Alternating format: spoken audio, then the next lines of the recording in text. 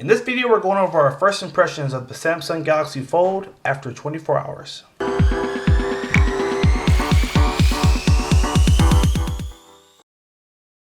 Hey everyone, thank you for joining us today.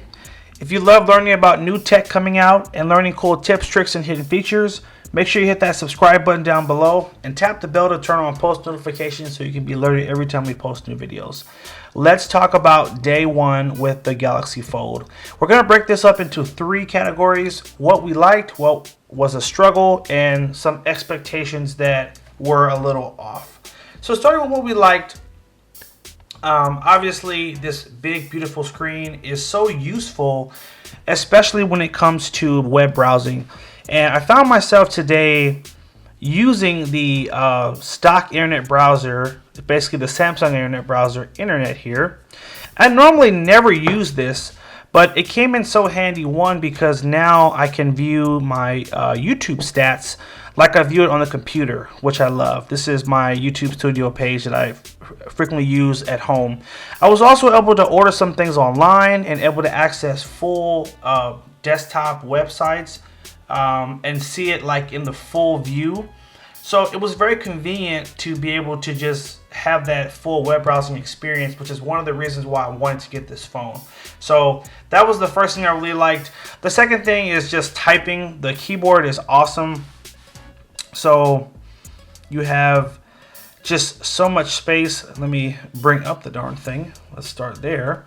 So this is the split view of the keyboard here. And just by tapping this button here, you can bring it all together as one. I found it was more comfortable just to type this way. And it has a nice little haptic kick whenever you tap the letters. So it just feels good, and I loved the typing experience. Probably one of my favorite things of using it today. Now the next thing is the battery life. So I did transfer all my information around 9 o'clock today, and I used the phone from 9 to 9, so 12 full hours, and the battery life got down to 35% after 12 hours.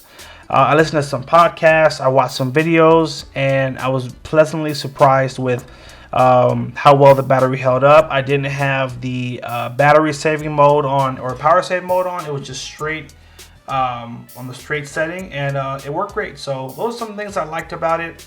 Now let's go into some things that were a struggle.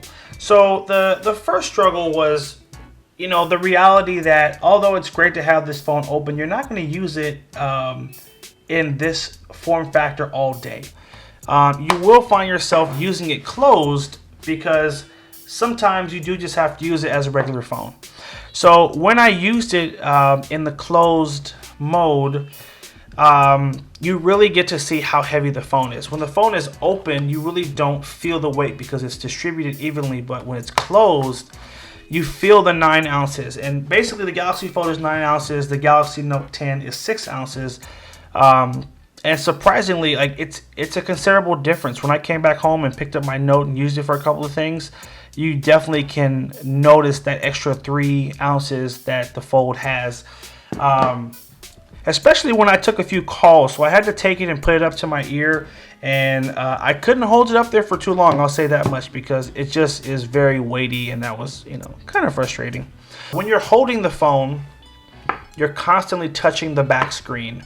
Obviously the phone is very fragile, very expensive, and so you want to really hold it. You don't want to just hold it from this side. So I constantly was holding it like this and touching this screen. Now touching that screen doesn't do anything. It doesn't screw up your experience here, but it is constantly putting fingerprints on the back. And I've checked Amazon. I have not found a screen protector yet for this front screen. So I'm definitely hoping to get a screen protector for this, because it just sucks that when you do go to use it with one hand, this is normally very scuffed up. So that just kind of is what it is. Now the last area I wanted to go over, and I'll keep it really short and quick, is expectations. Now there were some things I expected to be different that I just had to accept the fact that this is the first of its kind. It's not going to be perfect, and Google's trying to figure out what this tablet form factor needs to be. What does the OS need to be like? And there's definitely some areas of improvement, I'll say it like that. So the first thing that I noticed is when you open most apps, they're stretched. And I think what I expected was that I would see apps like I see it on a tablet.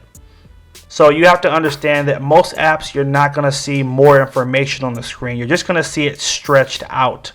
So that's a little bit of a frustration that you've got to get used to. There are some apps like the stock Google apps that do show more, and some of them get really close to a tablet view. But again, most apps are just going to just stretch and give you the same amount of information on the screen that you would see on a regular size phone. So that was kind of a struggle. And I feel like you have this bigger screen and you want to take advantage. You want to do more on it, but you can't because you're limited. So just as an example, on this screen, you can get 6 apps going down and 5 going across. Now to do that, you do have to hold down on the screen and you have to go to home screen settings and change your home screen grid all the way to 5/6. That's how you get the most apps on the screen. But the frustrating part is that's the same number of apps I can get on my Note 10 right now. So this is the same view, 5 across, 6 going down. And this kind of feels like a jip to me. Like, this screen is almost double the size of the Note. Why not give us the ability to have an extra row or extra 2 rows to really take advantage of the extra space? Why limit it and keep it the same as a regular size phone? Definitely frustrated. That definitely was an expectation that I did not like, that wasn't met. The last thing was the camera. I did take some pictures, and I didn't feel like the quality was as good as my Note 10. Definitely was disappointed there. We're not talking about like a substantial, like it wasn't a horrible picture, but it was grainy.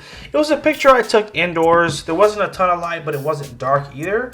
And I knew that with my Note 10, it would have given me the shot I wanted and it would have looked good. And it just didn't look that great. So that was kind of frustrating. The other thing is that because the phone is considerably heavier than other phones, holding it with one hand to get a picture is a little tough. You're definitely going to have to use 2 hands to get the shot that you want to really make up for that extra weight. So here's what it is. Ultimately, the question I'm trying to answer for myself, and I have not answered yet, is can this phone really be my main daily driver? Does it make sense, or does it make more work? And I'm not sure yet.